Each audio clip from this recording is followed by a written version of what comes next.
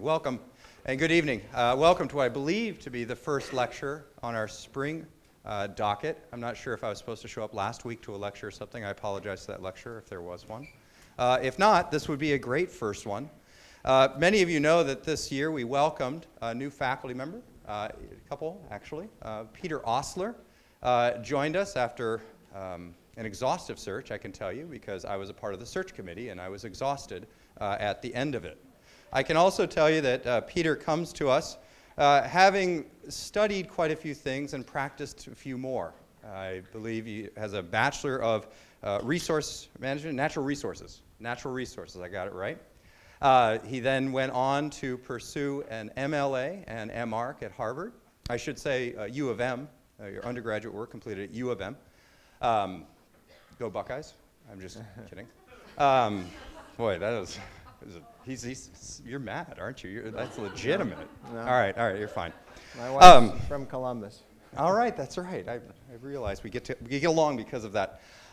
Peter also spent some time on the campus of Cranbrook. I think initially hired as a campus architect and then transitioned to landscape architect and planner, campus landscape architect and planner. I could think of a few better places to practice those things than Cranbrook's campus. He also went on at one point in time in his career to earn the Rome Prize, which is an incredibly prestigious appointment and something for which he should be commended and we should chat about. In terms of academic appointments, you've spent some time at IT, you've spent some time in Urbana, yes? Champaign-Urbana. And now you're spending time with us. Harvard, yeah. Yeah, I should have mentioned Harvard as well. And then us, right, okay. And I couldn't be happier that Peter's here with us, not just tonight, but as a part of our faculty. I think he's added a great deal to the dialogue in this place, and I am confident that he will continue to do so. And I'm also confident that he will do so tonight. So thank you, Peter, for coming and sharing your work with us, and I look forward to hearing about it. Please, you're welcome. Thank you, Scott. So it's a bit different than the typical lecturer. Usually you have somebody better known than me standing here who's coming into town and then leaving quickly. But since I'm a faculty member here, it's a bit of a, I feel like a debutante. I'm coming out, and some of you know who I am, but others don't. I've only taught one studio, 1.5 group of students, and kind of embarking on a second studio. So I thought I would begin with a bit of background, and that you'll see how it relates to some of the work I've done. This isn't a recent work lecture. It's more about a specific place that I've begun to do some research on. The research is actually quite nascent. Perhaps you can give me some ideas on how to deepen my investigation. But you'll see that there is, in fact, kind of a string that ties together how I grew up and how I ended up, in fact, being interested in this place that I have found so incredibly wonderful. So this is me, and grade 4 in Ann Arbor. And I look like a pretty typical kid, like all the other kids there. Lurking underneath the surface there, however, is something much more tortured, which is that I was a child of many generations of architects. And I won't go into a lot of detail, but this just kind of gives you a sense of, you know, grandfather and great uncle and dad and my sister and my wife, and it's really pretty sick. So, you know, many of you, most of you are not from a background like me, and I would especially commend you for choosing architecture. It's actually, you made a creative decision. It was a very creative decision on my part. I was brainwashed as a child, and I've told this story many times how, you know, growing up, all our vacations were to go look at buildings, and discussions around the dinner table were always about architecture. This is some work by my father, who actually recently deceased. So I grew up also on the piece of land that I grew up actually had a great deal of influence on me.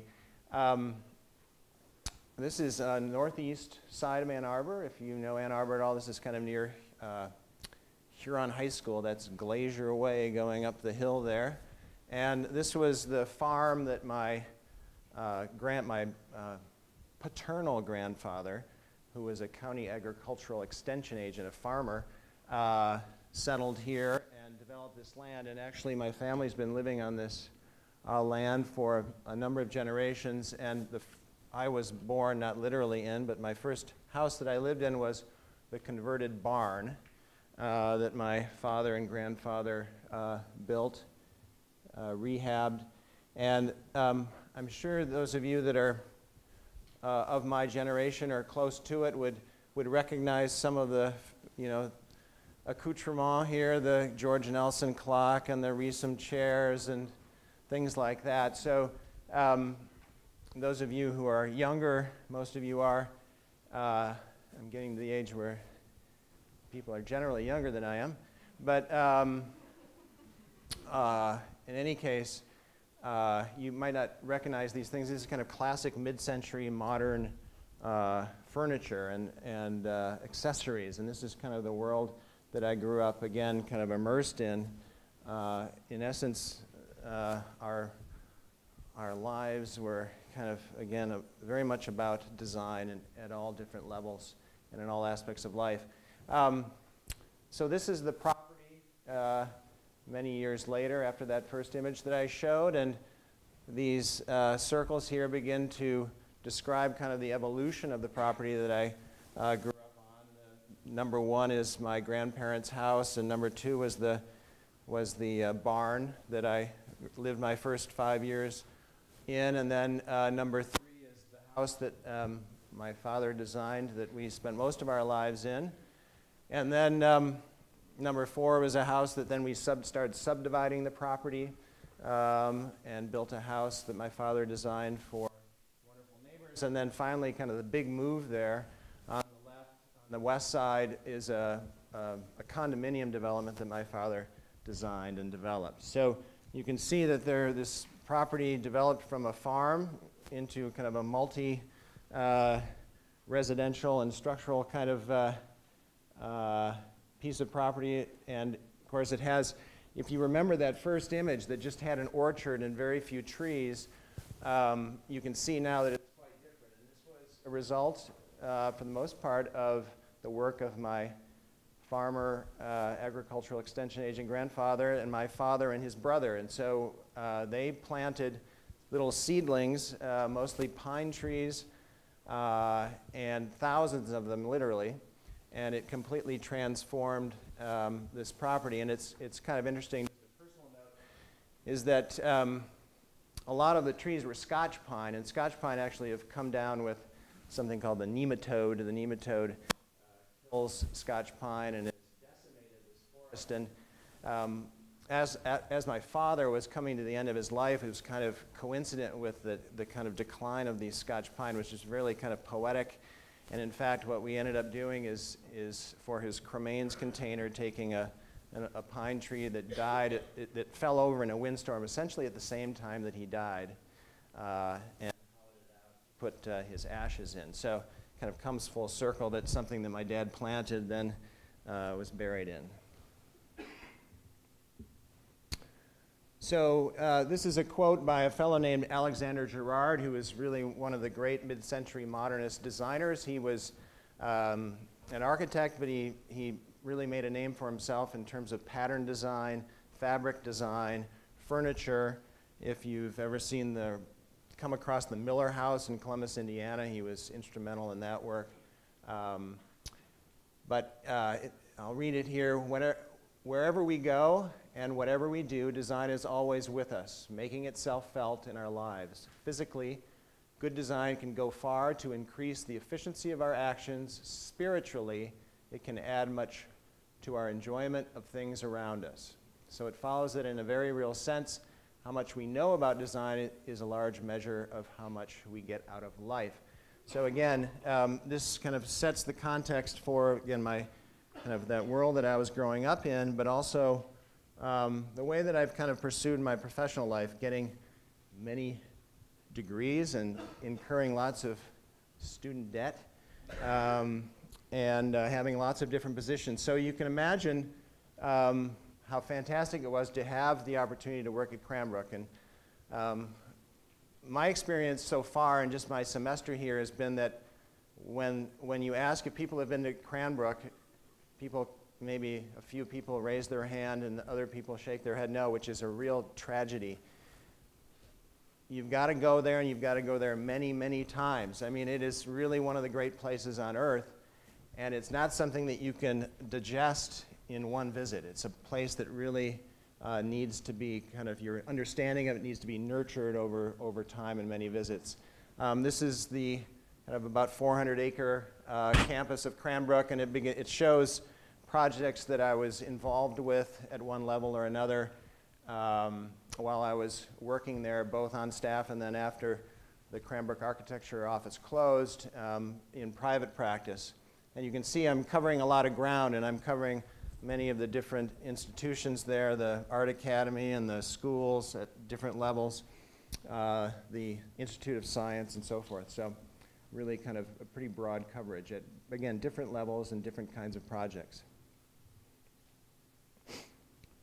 Now, one of the great things about Cranbrook that everybody talks about is, in essence, its site planning and the kind of articulation of the buildings relative to outdoor space. And that really is one of the great things about Cranbrook. This comes from kind of a sensibility of someone who's coming from Scandinavia, Northern European, where light is at a premium. There, Saarinen designed, for good reason, thin bar buildings that allow a lot of light to penetrate into interior spaces, and the creation of a lot of figural interior court spaces. And of course, this is the work of really one of the great geniuses of any century, Elio Saarinen and the Saarinen family, of which Karen Swanson is a descendant of. And really one of the great things ever, anywhere. I mean, I can't emphasize that enough.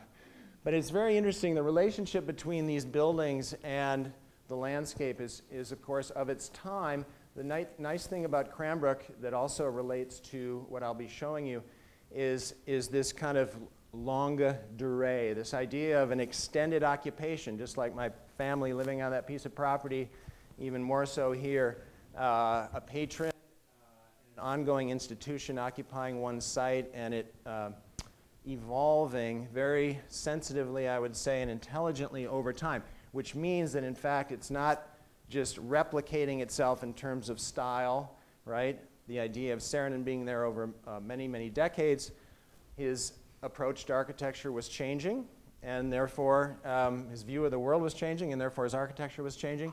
And so the work, it evolves and it gets more modern as time goes on. And the landscape actually is changing along with it. So one of the interesting things about Cranbrook, I won't go into any detail here, but is you start out with an arts and crafts kind of landscape, which has a certain kind of plant palette and a way of arranging space and a defining space, and then it gets more modern. It gets a bit more distilled, a bit more reductive, a bit more about monocultures as it evolves. This is showing some of the, again, kind of the early part of Cranbrook, the Art Academy residential buildings, and then later, then the boys' campus, one of the early parts of Cranbrook. So this was originally an arts and crafts, it's an arts and crafts architecture with originally an arts and crafts landscape along Triton Pools. But when the peristyle is built and the museum and the library are built a number of decades later, you can see it's a different architecture. It's more distilled. It's kind of a Nordic classicist influence kind of work. And the landscape, actually, they came in and they, in essence, subtracted from the existing landscape to make it simpler and kind of stronger visually. And so the work that I was involved with, the most significant project that I worked on was the site design for Williams Natatorium, and it's quite a large site. You can see here, here's the old entrance to Cranbrook Academy Way. We created a new entrance to the campus, to the boys, what's called the boys campus here, and in essence looked at this entire vista that links the building to Academy Way. So this is a view taken from this little point noted here. And the important thing to note here is just kind of a very, very simple move, is that when you look at this, how this landscape in the foreground is connecting with this landscape in the background, there's actually that big turnaround that's in between, right? Lots of paving, and you can't see that because of the way that we treated that elevation of grade. And it also came down to, again, just kind of trying to be as best we could sensitive to the history of Cranbrook, but not feeling beholden to a particular style. In fact, thinking of how we could advance, just like Saarinen was advancing his aesthetic through the years, trying to do the same thing ourselves, trying to be kind of honest to the time. So, you know, looking at weavings of Loya Saarinen, but not literally trying to make them look like weavings, but kind of abstracting it in terms of even simple things like paving patterns, where you have a weft and a waft, and where they come together, there's kind of a marking of that intersection. One of the things that happened at Cranbrook, which was both really enlightening and also quite painful, was the relationship that I had with the grounds superintendent there. And he had very, very distinct ideas about how the landscape should be maintained, and I had ideas that I thought were, well, better. And actually they came from, I thought, a more robust understanding of Cranbrook's history, and he was thinking about it more in terms of just kind of function, and the ease of maintenance, the cost of things, the fit of turning radii to lawnmowers and things like that, which was a really interesting battle that we had. And out of that battle came, in essence, my Rome Prize application, or my proposal for a study in Rome. So I tell this story only because out of bad experiences can come really good things. You just have to kind of try to sometimes step back and try to understand what's going on. So I became very interested in kind of the poetics of maintenance, as I was calling it, kind of thinking about how landscapes change and how they're maintained over time, and how projects can be made to animate those kinds of functions and operations in poetic ways. And so this was a photograph that I took of a large photographic series of the maintenance of gardens in Rome, and then there was this piece that I termed a kind of constructed research that came out of that, and it's been difficult to manifest real legible aspects of that or things that push that idea in my own work. I continue to try to manifest it, but it's tough. So on to really the bulk of what I want to talk about tonight, which is this amazing place, a foundation in kind of west central Germany called Insel Hombroek. And wow, God. That looks very strange. That looks like just, it looks like Germany when I look at it here. So if you know, like the Netherlands is up here, and Belgium's down here, right? The Czech Republic is over there. Denmark, you can see, is up there. And right in here is Dusseldorf. Dusseldorf and Cologne. And you can see Essen and Duisburg, which are kind of, that's the heart of the Ruhrgebiet, which is the industrial area of Germany, where they made all the steel and continue to make steel up there. Insel Hombroek is just about 15 minutes out of Dusseldorf. It's actually out in farm country. It's a bit of a pilgrimage to get there, which is actually, I would say, in some ways, kind of the first thing that you maybe aren't so conscious of, but in fact I think does kind of change the way you perceive the place. So you're kind of getting out of the city, you're kind of going into the country, into the hinterlands to see this thing. You have to have a purpose, so you have to make the decision to go there. You don't typically stumble across it. Actually, in total, the land holdings of Insel Hombroek are about the same as Cranbrook, about 400 acres. The parts that are developed currently are this valley down here. So this is up high. This road is kind of coming along not a ridge. There's a ridge right along in here. But this is kind of the beginning of a pitch down to the river Elft, which is a tributary of the Rhine River. And all of this belongs to Insel Hombroek. And then a part that I'm not going to be spending much time at all talking about is this thing called the Raketa Station, the rocket station, which is an old NATO missile site. And this is also really amazing. But this is kind of made up of, there are a fair number of star architect buildings up here. So I'm going to be maybe the one person who lectures here in your career that doesn't talk about star architects. There's a Tadao Ando building here. There's a Raymond Abraham building, who's a really interesting architect who died recently, unfortunately. There's an Alvaro Siza building here. The rest of the buildings are done by the same person who designed most of the buildings down in this valley here, which is quite interesting because he wasn't an architect, he's actually a sculptor. So one of the things that's kind of interesting, we were talking about transdisciplinary design and thinking in studio today with Constance, and maybe this is a good example of transdisciplinary design. A sculptor designing the buildings, a biologist essentially designing the landscape, and then a lot of artists in their work. But Insel Hombroek is kind of an interesting thing. It's kind of, again, it's this evolving long-term history. In the late 19th century, there was a family that bought property here. They built a small house. This is the Insel Hombroek kind of area in here along the River Elft. This is this agricultural fields up here. Drawings over time. The project, the campus went, the property went through a lot of changes over time. This landscape is kind of one might call it a picturesque kind of landscape. A lot of exotic horticulture on this site. Very gardeny, the way you might think of gardens being traditionally.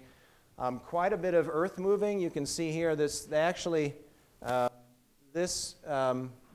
channel in here was actually constructed. You can see here the drawing that shows all these sections of how they actually created that little route of a kind of another tributary for the property to actually make it an island or an Insel. Insel in German means island.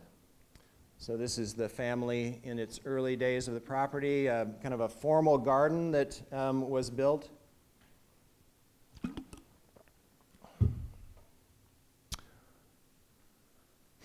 And as this property evolved and a fellow named Carl Mueller bought it, he bought it with the intention he wanted to display his actually fairly large private art collection. He wanted to provide a venue where people could view that art. And I don't know if you guys read the New York Times in the business section a couple of weeks ago. Last week there was a big article about people who in fact are doing this a lot now. They're wealthy people, this man was quite wealthy, are building their own museums essentially and developing their grounds to display art. And it was in the business section because there are all kinds of tax implications of doing that. So I don't think that for this fellow, taxes was really the motivating factor. Everything would indicate that in fact he had this really deep, passionate, a bit like George Booth, this kind of driving force. George Booth was the patron of Cranbrook, to create, in essence, almost his own world, kind of create almost a utopia. And I'm just realizing that I didn't mention that there's another huge part of this property that is, I think it came earlier, that is proposed for development, and that actually has a lot of star architects on its roster, which I'm a bit worried about. But it'll be kind of separate, somewhat separate from this initial part, so I think that's actually quite good, that this initial part will be somewhat insulated and isolated from everybody shouting and screaming. So the gardens are approached, these formal gardens. It's evolved, it's grown, it's been neglected through the years, and the people who are kind of the stewards of this property, and it is a landscape architect who's been on this property for 18 years, who has really been the main person in terms of being the steward for the evolution of this property. Not only the land and the landscape, but the buildings, the upkeep of the buildings. Another transdisciplinary kind of thinker. Anyways, what I want to emphasize here is that there's an approach to the landscape here which allows for change. It's not about trying to enforce a fixed idea about the landscape, and this is something that's, again, something that I think is quite interesting to think about relative to the kind of landscapes that we see around us. How fixed are they? How do they evolve over time? Just an image from, I think this is from the 30s, and then a contemporary picture, so you can see this tree here is this tree here. So there is actually quite a bit of existing fabric, if you want to call it that, not only in terms of the house and some of the grading, the topography, but also, in fact, some of the horticulture. And they in fact have been very, very rigorous about documenting all of that. So here's the way that the property is kind of developing, or how it has developed over time, going from the oldest being the light to the darkest blue being the more recent. So, you know, down here is the early part, and that's the part that I'm going to be really focusing on in the upcoming images. The rest of this property has been acquired over time. This is the Raqueta station, as I described earlier. That other part that I was talking about actually takes up all of this land as well as a bunch of land over here. So it's really going to, in the end, eventually perhaps, be almost, again, like a utopian city. That's the idea of the designers who are taking on these future land holdings. That's an idea of live-work communities that are completely sustainable. It's quite interesting.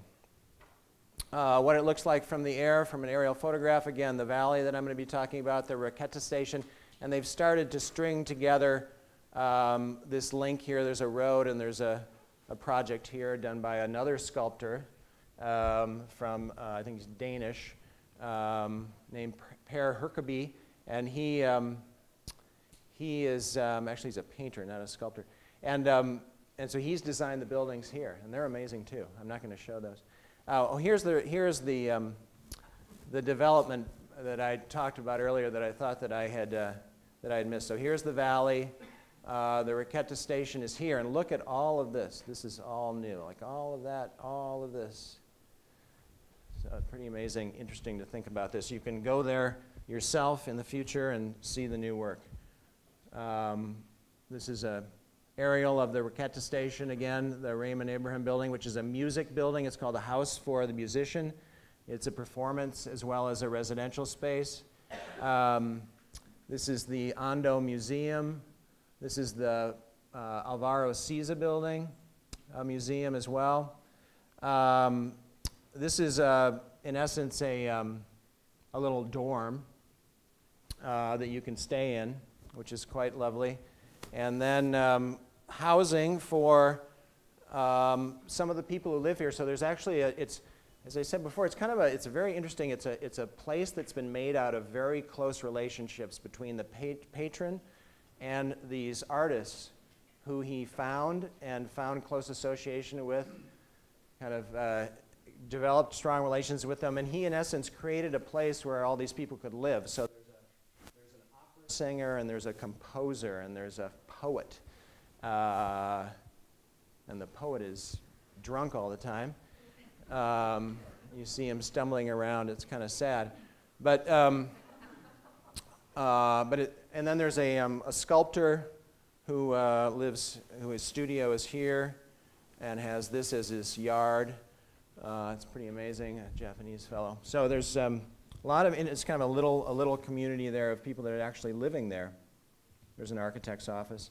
This is looking at the sculptor's studio. This is one of the buildings that used to house the missiles. So there were 3 missiles in each of these hangars that are still there. This is a mock-up of an idea for a building that he's designed. All right, so you have to think about this as a constructed landscape. When you see these images, you'll maybe think of them as being natural.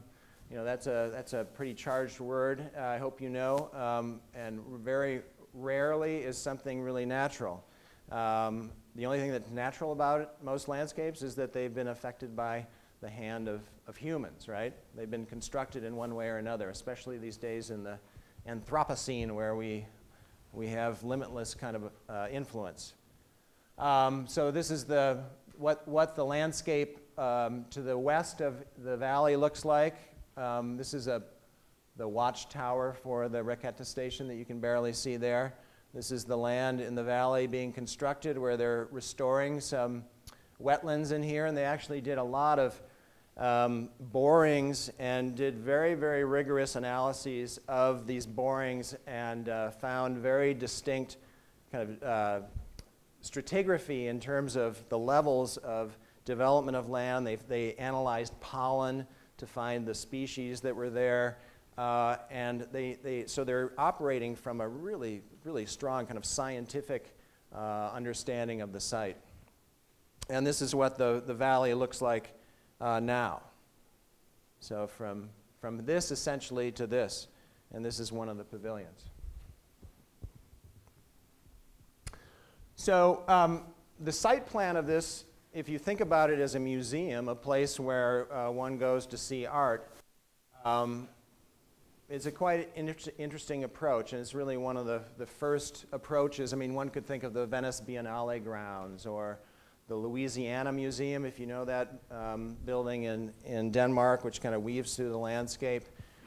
But separating one person's collection across a piece of property with individual buildings, they're kind of seen and called, I think, referred to it as, in essence, chapels of art in the landscape. They are essentially what you're seeing as these black figures. So I'll just take you through the landscape a bit, and what's important to think about, and there's a whole lot of scholarly work on the reception of art, you know, and the person who's in a museum looking at art.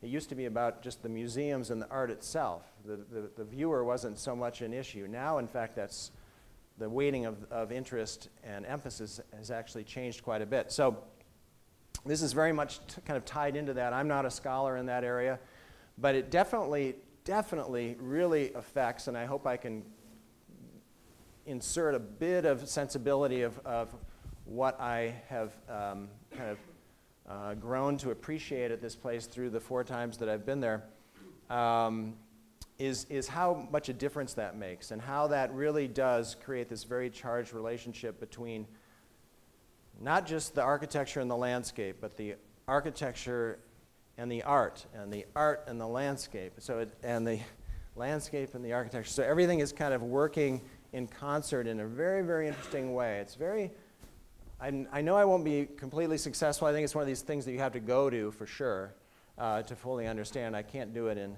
the limited time I have, but I'll do my best. So one comes off the main road, which is up here, and you park here in this very understated, unpaved parking lot. It's a bit kind of messy and not crude, but it kind of, in some ways, almost kind of barely organized. This is the entrance building. You pay an entrance fee. I think it's 15 euros or something. So it's not cheap, but you can spend the entire day here. It essentially closes at dusk.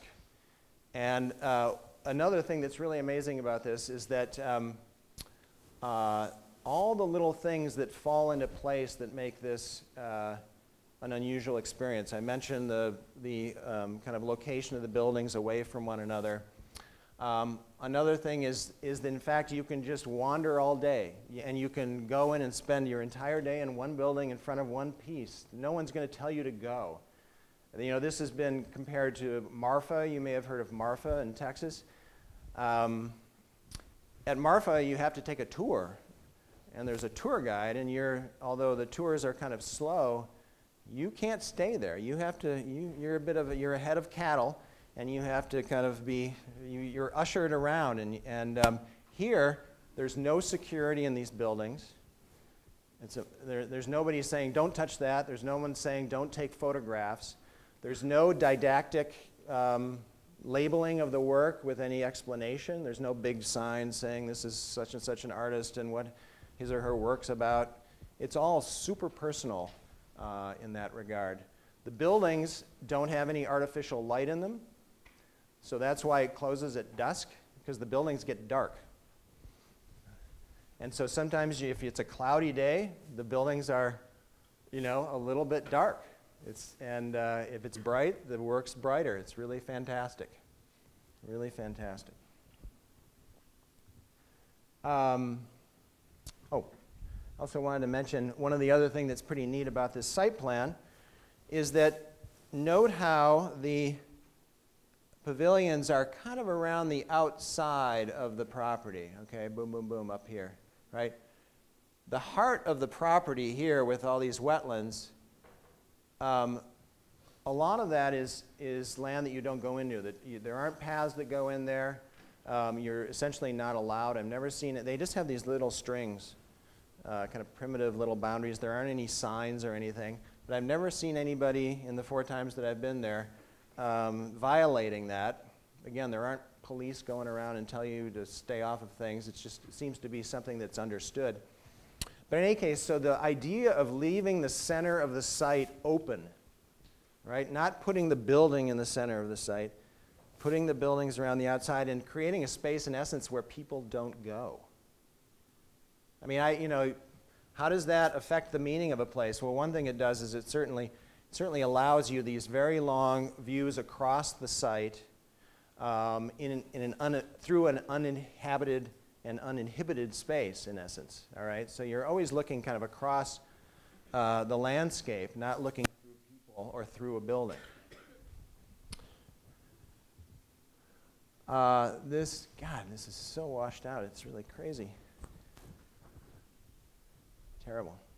Maybe everybody should come down and look at my screen here. It looks really good here.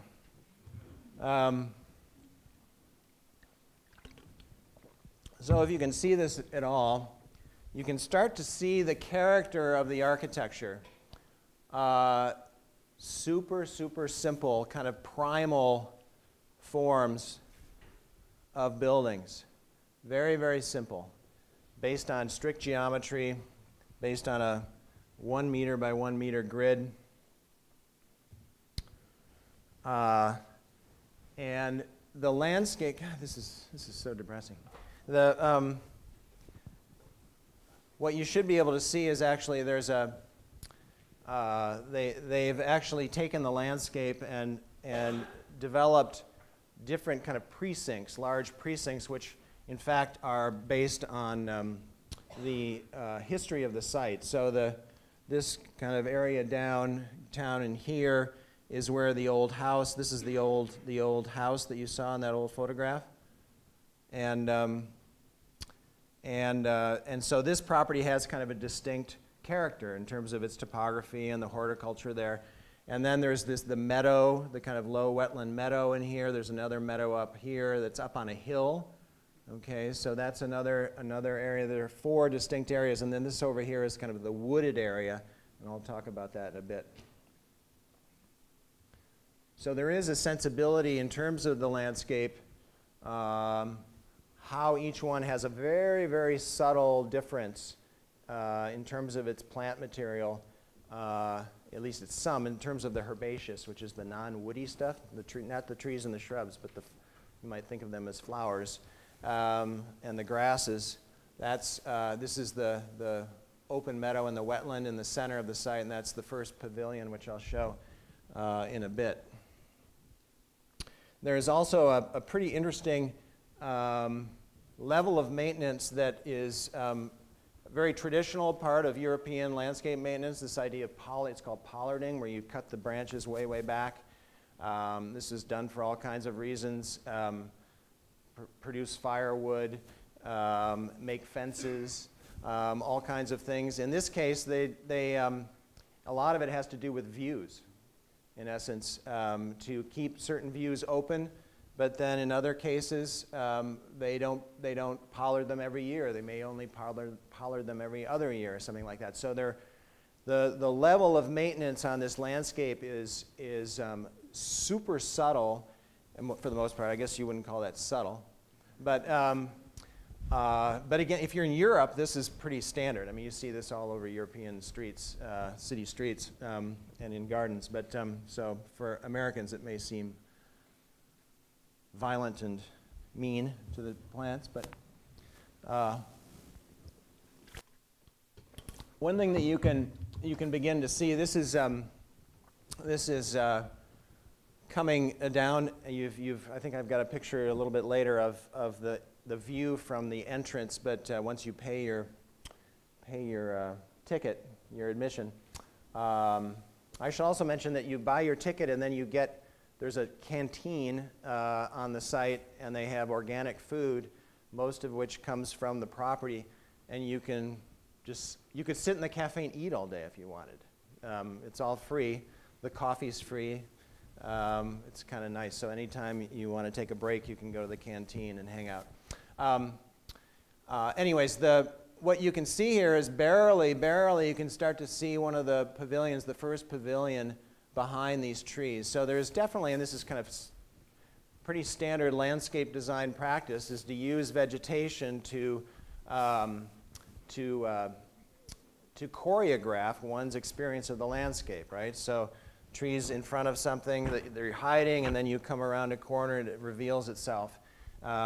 Maybe sometimes you see it from a long distance, but then you go a little bit farther in the middle ground, the trees keep it from you, and then you come around a corner again, you see it close up. So you see it from far away and close up, but not in the middle ground. That kind of choreography of the landscape and the choreography of these pavilions is really fantastic as you go through this landscape. I'm not going to kind of take you through a full circuit, but it's pretty amazing the way that it's done. I mentioned kind of the individual zones, the precincts, and kind of how they have kind of subtly legibly different landscapes, oftentimes in the herbaceous material. So this is up on the hill. There's a very, very famous landscape architect named Piet Oudolf, who was a Dutch, really one of the great plant designers in the world. He did the High Line, by the way, if you know that. And Piet kind of consults on this property with that landscape architect that I mentioned. So this is yet another. You can see the difference here. This is in a different part of the site. This is actually up by the Raquette station. There's a little kind of cloister garden in the background there. Woodlands are different. You can see these lupins here. Again, in the middle, wetland area, the meadows. You can also, one of the great things about, and this is really true of the European landscape, is that it's not so uncommon to see these very, very different and legible types of landscape, if you know anything about them, that indicate different types of land use. So, this is, more or less kind of a very passive landscape, but you see these big poplars in the background. Those are windbreaks for agricultural fields that are in the background, so or beyond. So, anyway, so you're always getting this very interesting heterogeneous kind of view as you look across the landscape at Insel Hombroek.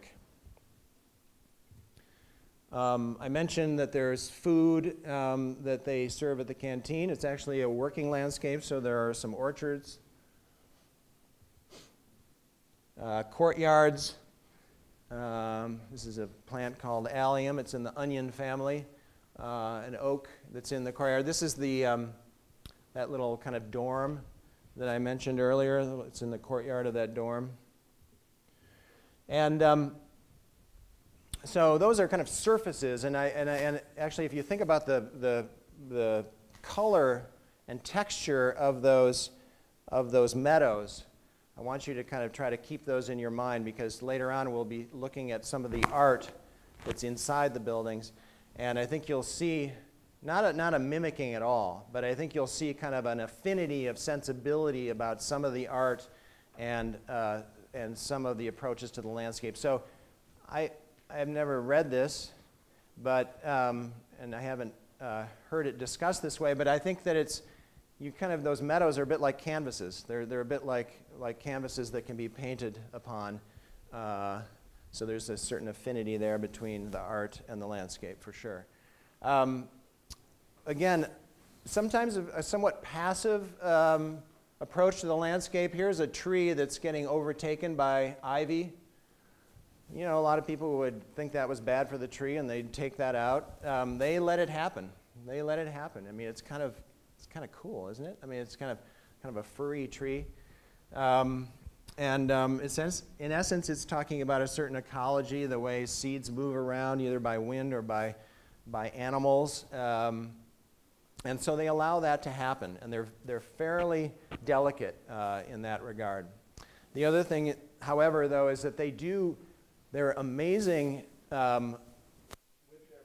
with their pruning. They selectively take things, they're always kind of subtracting from the landscape in very subtle ways. So for instance, to create shafts of light coming down on certain places where there would be a sculpture or a bench to sit on, you know, that's not, I mean, it might just happen itself, but this in fact is a place where they did do that over time through maintenance. So and in my title, when I said glancing branches, what I meant by that is that there are lots of places in this landscape. I think when you're in the American landscape, there are all these issues of liability and kind of clarity and so forth. So things are kept at bay, right? The landscape's kind of kept at bay. Here, in fact, you're kind of doing this as you move through the landscape. You're kind of pushing things aside sometimes, which really is a fantastic thing. I mean, it lends this kind of amazing intimacy. You touch the landscape, you feel it, and it's kind of a dance back and forth. Very purposeful, very purposeful.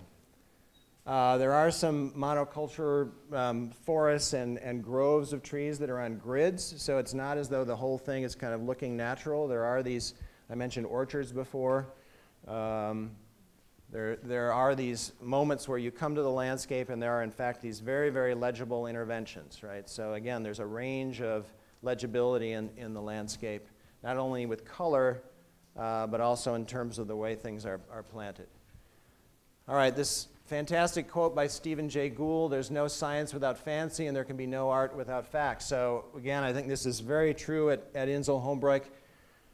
You know, you think of it as a venue for art, but on the other hand, they act because they act responsibly because they know the site really, really well. I mentioned those borings that they've taken and studied in labs and studied very carefully, and they know the site, they know its history going back like 10,000 years, all right? So they're making decisions based on that long history, kind of almost deep time kind of understanding of the site. These are just, it's not important to say what they are, but just to give you a sense of how the landscape is mapped from different types of maintenance to invasive species to shrubs here, and then here, shrubs and trees, and then here is the water system, which is quite interesting. The water isn't just naturally coursing through there. There are a number of pumps that lift the water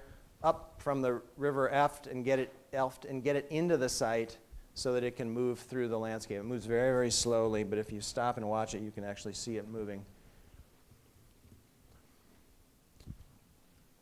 So we think of landscape maintenance typically, again, as this very, very dry thing. And again, I mentioned before my interest in in the artistry of that, the process and those operations. So this is a graph, and I know you can't, I can read it perfectly here.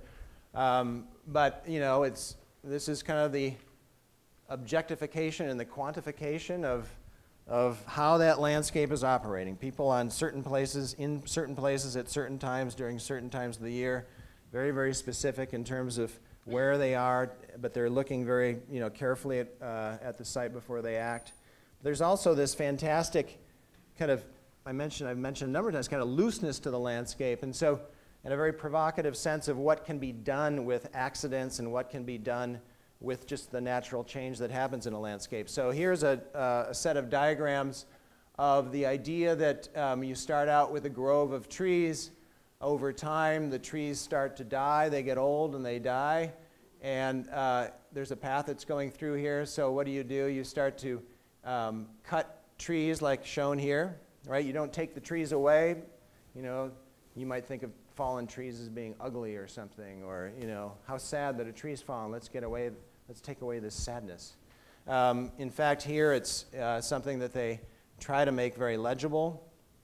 So over time, what you can see is that the landscape, not only of these, the kind of environment that these fallen trees are creating, and I'll show some images of that, is evolving along with a landscape that's going, starting out here as a grove of a monoculture of trees, but then starting to break apart and other species starting to invade it, right? So it ends up being a much more heterogeneous landscape over time. But you can still see the remnants of that order. All right, so trees fall, the light comes in, ferns start coming up, lichen starts to grow, right? Fungus starts to grow on the trees. Animals start using the trees as habitat. So there's this idea of, certainly, there's a visual aspect to this. There's kind of an olfactory aspect to it. You smell it. But there's also, of course, a really robust sustainability agenda here where they're trying to enrich the environment as it grows. Up at the Raqueta station, it's also true. Again, ivy growing and not being tended, just allowing things to happen here. Very beautiful juxtaposition of that concrete NATO missile site infrastructure, concrete infrastructure, bunker-like, and then it being kind of gradually taken over by landscape. A recent endeavor that they have is on this piece of land that's across the River Elft, and it's kind of interesting. They took this land and they got some cattle, and this is kind of I think a very native species of cattle or something to this part of Europe, and they put a family of these cattle in here, and in essence, this is described as being just an experiment. I mean, just a way to see how the animals themselves would maintain the landscape. It seems maybe a bit odd, but pretty interesting. Now, this cattle-maintained landscape is right across the river from what is the most formal part of this landscape, which is that old historic garden. Right? So you have these two juxtaposed, animals doing their own thing on one side of the river and kind of the hand of man on the other side from the 19th century. And then the last thing I would point out here is that this last summer when I was there on my most recent visit, there had been this really devastating windstorm. And the landscape architect said, it's just another opportunity. It's just, again, there would be panic in the United States when things like this happen typically. And he just saw it as another opportunity. He didn't know what he was going to do at the time. It was too recent, but in essence, making the site safe for the inhabitants of the site. But then, like I showed before, they think about these events very creatively. I mentioned sustainability and the kind of robust sustainability. They make their own carrot juice. They make their own cider from apples on the site. They make preserves, and they have, this is the canteen. This is not what it looks like every day. But they do have these amazing offerings of food that are from the site. Okay, in the architecture, and I know I've we're at an hour, so I'm going to wrap up as quickly as I can. I mentioned that the designer of the building was a sculptor, this fellow named Aaron Herrick, and the patron of this project was at Documenta, which is one of the major art shows each year, and saw this fellow's work and thought, this guy could design buildings for me. So literally, that's how it happened. He saw his work, and this is his sculpture work. These pieces are fairly small. They're made out of brass. You can see, again, the geometry. It's a cube, in essence. It kind of fits together like a puzzle.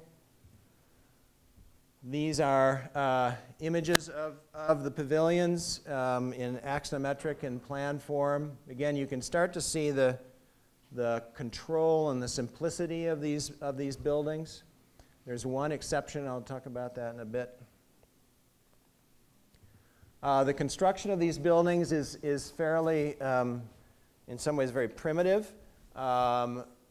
Through-wall brick with, a facing brick here and clay masonry behind it.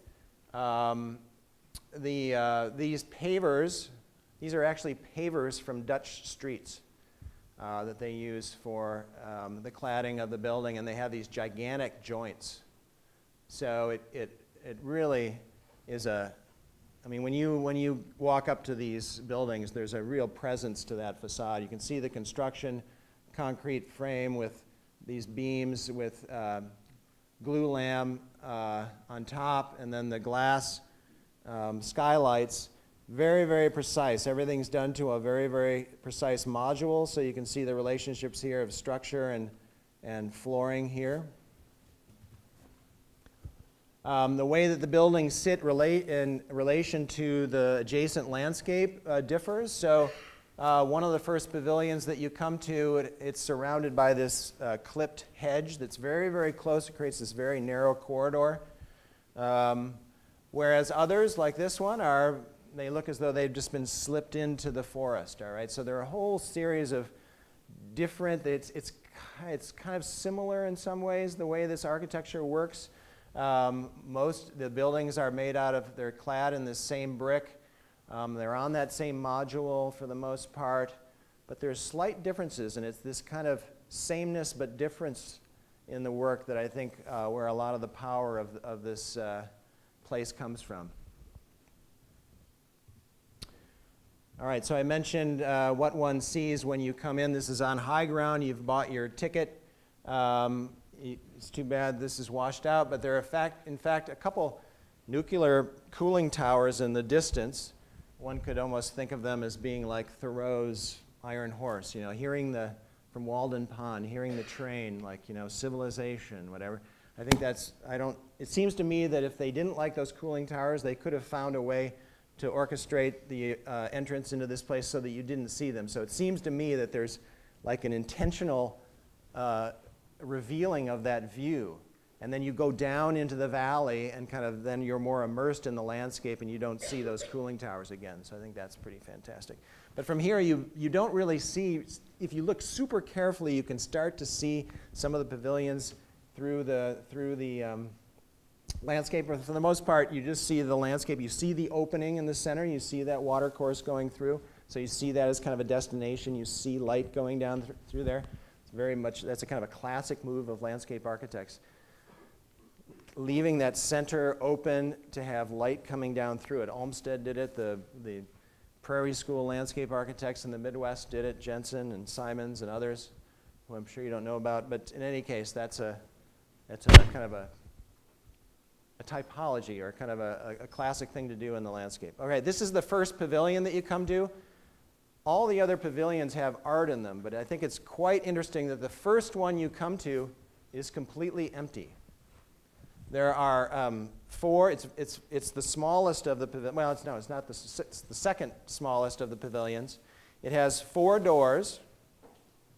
You see 2 of them there. The only thing, you have these 2 doors, light coming through the top, and just white walls. So you come into this building, and in essence, the doors act as frames to the landscape. Maybe the idea is that, in essence, landscape in this case is the art, right? It's kind of setting, I think, that that idea, that relationship in motion from the very first pavilion that you go into. One of the other pavilions, super thin. This is, I think, 4 meters in width. Super thin. Door here, door there. You can see it's almost like going through a closet or something. Long and thin. The doors are just open. It's, you know, on cold days they're closed. On warm days they're open. Sometimes they're open, sometimes they're closed. It's just, and the doors are super heavy. Super heavy, and when they close, it goes, and it's again fantastic. The kind of the essence and the weight of this architecture. It's like super primal as an experience, I think. All right, the one that kind of shifts away from that square geometry is this one pavilion, which is actually at the end of that formal garden, which is also kind of interesting to think of. You know, instead of maybe contrasting the garden with an orthogonal piece of architecture, you do something that's made up of 2 intersecting circles. I'll leave that for you to ponder why that decision would be made. This is the last pavilion I'm going to show. Very interesting. You can't even see it. Well, anyways, this is unlike the others that are more labyrinthian, and they're literally like grids that you can kind of go through, and it's a bit like a maze, I should say. This you actually enter, and it's a one-way circulation. You get to the end, and then you have to go back out again.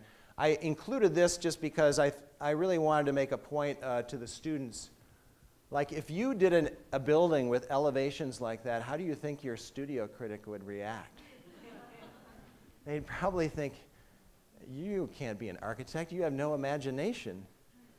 Like, you know, don't you have more creativity than that? But so I show this because it's I think it's a very beautiful piece of architecture, super essential, again, kind of primal. And it's just a rectangle, right? It has a very interesting, you can't see it here, but it does have, it's like a square that's got an angle to it. So it's kind of interesting in that way. Different than the others. All of them are slightly different. All right, so finally the art. I mentioned murky sketches. So there's, I think, a sensibility about the patron of this place and his affinity for certain kinds of art, which then I think carries over to the landscape, this kind of loose and flowing landscape that has, you know, kind of subtle moments of legibility, and then kind of, you know, gets really quiet and then has slightly larger moments of volume. And a lot of the art, not all of the art, but there is a fair amount of art in this collection that has that kind of quality. These are Cézanne sketches, which are a lot nicer than what you can see, but maybe that they're washed out maybe drives my point home even further. They're kind of barely discernible, right? Maybe this is all the Cézanne he could afford. But okay, it's very subtle. It's like you have to fill in the images with your mind, with your imagination. And that's, I think, the same way that the landscape and the architecture work. These sculptures, again, kind of, I mean, look at the kind of murky quality of these sculptures. You know, loose, bit kind of crude. Rembrandt's, you know, look at these dark areas of these drawings, super dark. This is in the kind of darkest place in any of the buildings. So when you go around into this pavilion, you get to the end, and it's pretty dark in that at the end of that building, and that's where these Rembrandts are. So I'm sure it has to do with, in essence, light levels and protecting the piece, but it actually, again, it really adds to the to your relationship with it kind of intensifies the relationship. You have to get close to it and look at it carefully and close up. Gustav Klimt, you can't see those at all. These are really light. God, they're fantastic drawings. Beautiful pencil sketches, but again, not complete, let's say, not complete. Corinth paintings. again, kind of gestural and quick, one might say.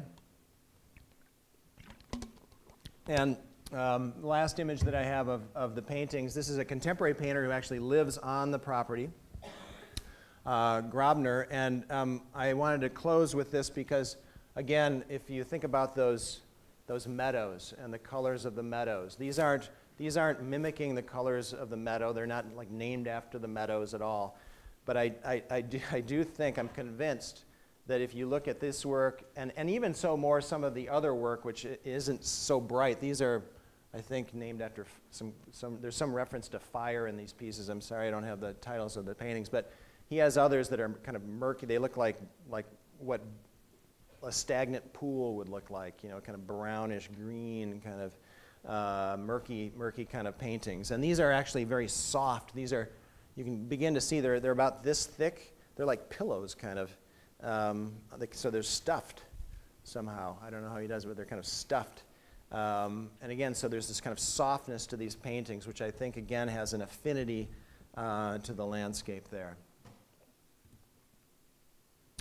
So that's the end. This is the exiting of the building where I started, the first image. And so I'm hoping you got a feel for this landscape. I think that the things that I'd like you to take with you, a few things, this idea of, I think, essence, the validity of the pursuit of kind of essence in architecture. You know, in the collection, in all cases in this property, the collection, there's no video art, there's no Jeff Koons, there's no kind of big flashy stuff. It's all, maybe, you know, there are other parts of this property where they do have that kind of work. But in this part of the property, everything's kind of toned down and everything's quiet and I think very, very powerful. The landscape's that way, the architecture's that way, and the art is that way. So I would hope that you would kind of think of essences. I would hope that you would also think about the power of systems and orders, but variations in the systems, subtle variations in systems and orders. So, you know, again, all these buildings are done on a square meter grid. They have the same kind of materials and so forth. They have generally the same. They're working with the same kind of platonic geometries. But they're all they're slightly different. The window systems sometimes are different. Sometimes the doors are metal. Sometimes they're wood. Just things you hardly notice. Unless you're really awake. And I think that the great thing about, I know that in my visits to this place, the 4 times I've been here, I feel so alive when I'm here. It's like the place kind of asks a certain amount of you. You have to kind of be awake to notice things, but it rewards you. And I would say the same thing again about Cranbrook. Cranbrook is the same way. You go to Cranbrook, every time you go, you see something different. You see something new. And so if you can't afford to buy a ticket to Dusseldorf, go over to Cranbrook and look at Cranbrook very carefully. So that's it. Thank you very much.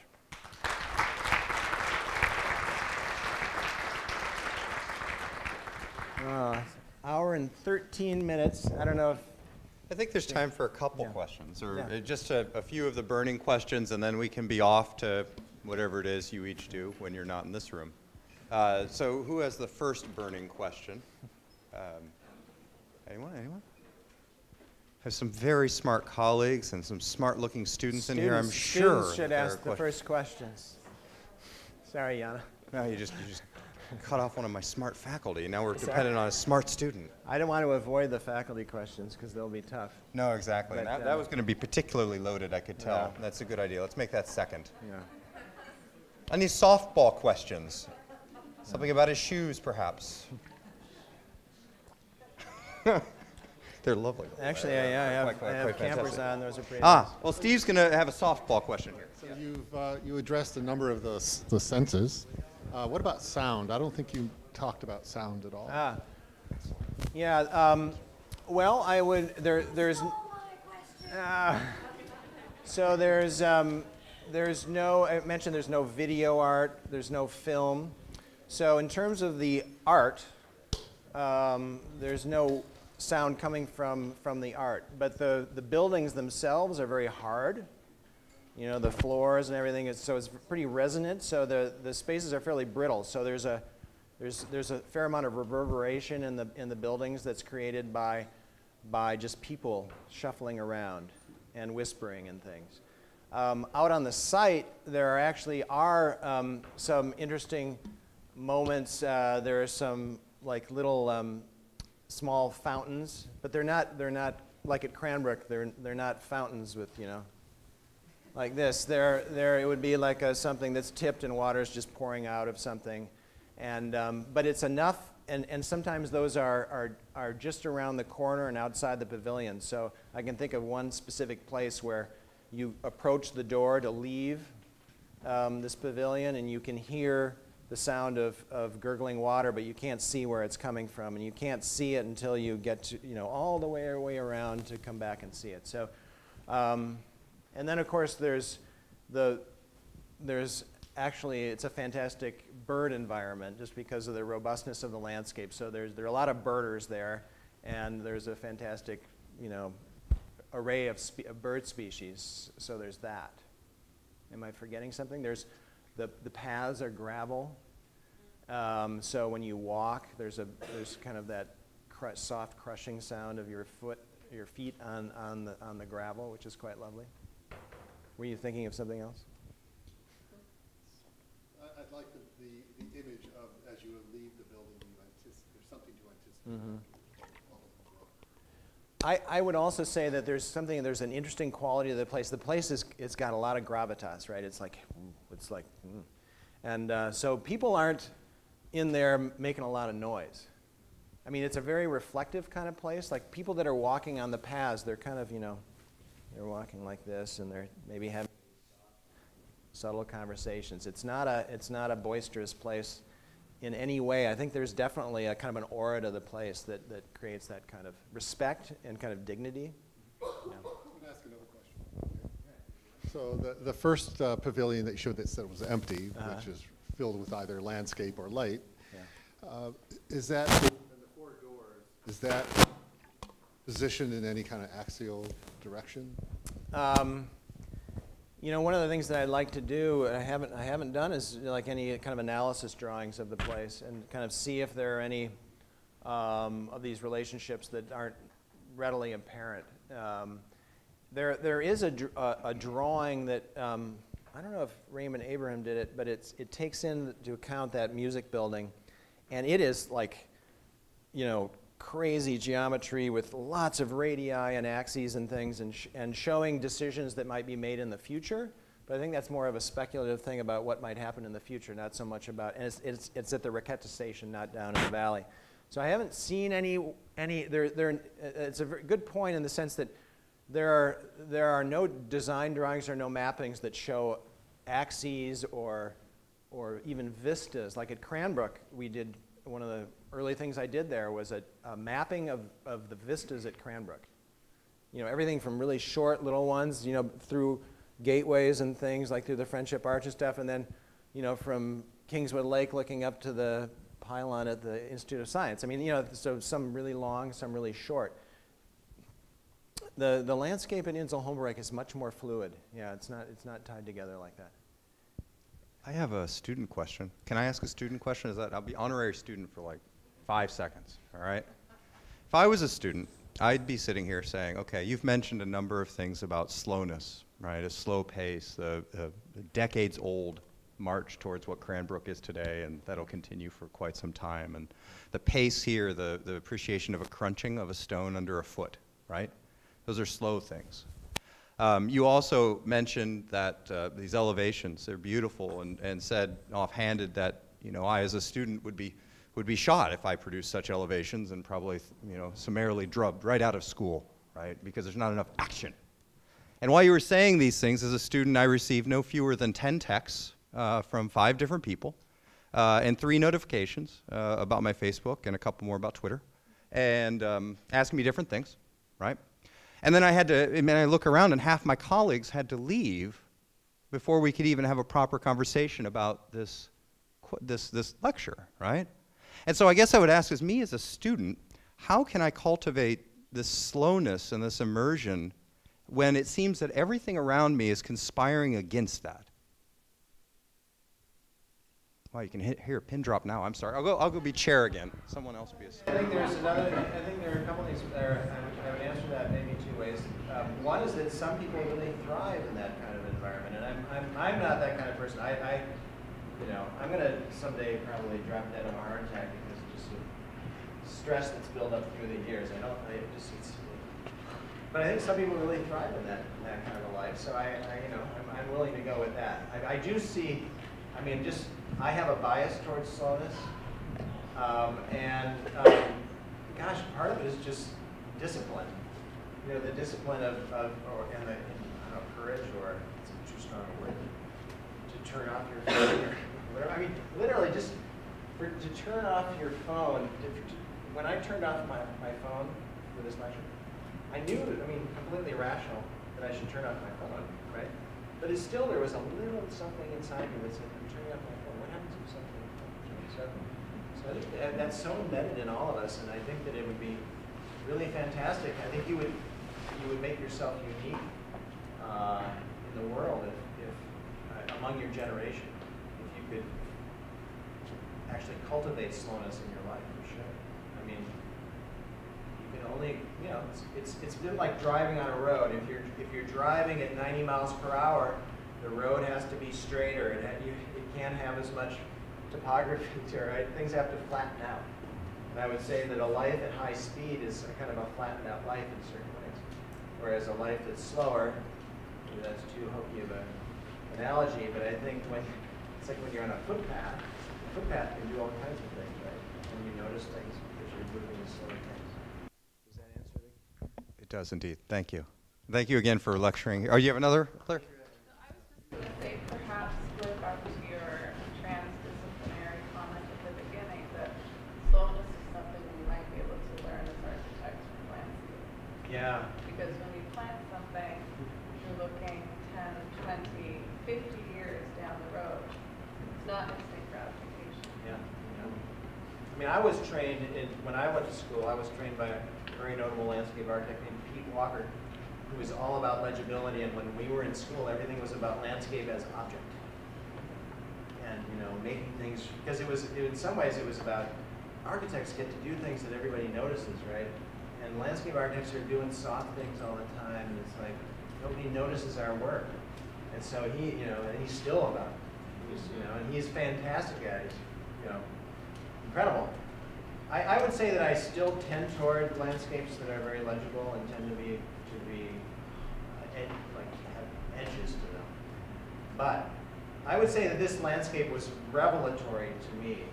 I would say that I kind of shunned landscapes that were more like this. I didn't see, but I think again it's because of the architecture, because of the art that it was like these really subtle synapses that were made. And in essence, I would say in some ways the distance between them, they're all doing what they do really well. The building is not trying to be landscape. It's not doing this, right? It's not topographic. It's not shapey, formy. That's a Martin Schwartz term, by the way.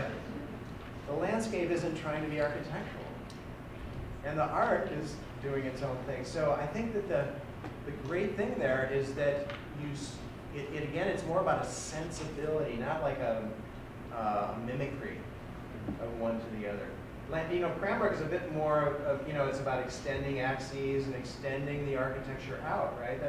Older architecture did that. And I would say that this landscape, again, was for me really a revelation in terms of the power that landscape has had to me, the things I've noticed about it, and the things I've learned to appreciate it, that I didn't see before coming here. Yeah. Thank you. Thank you, Peter.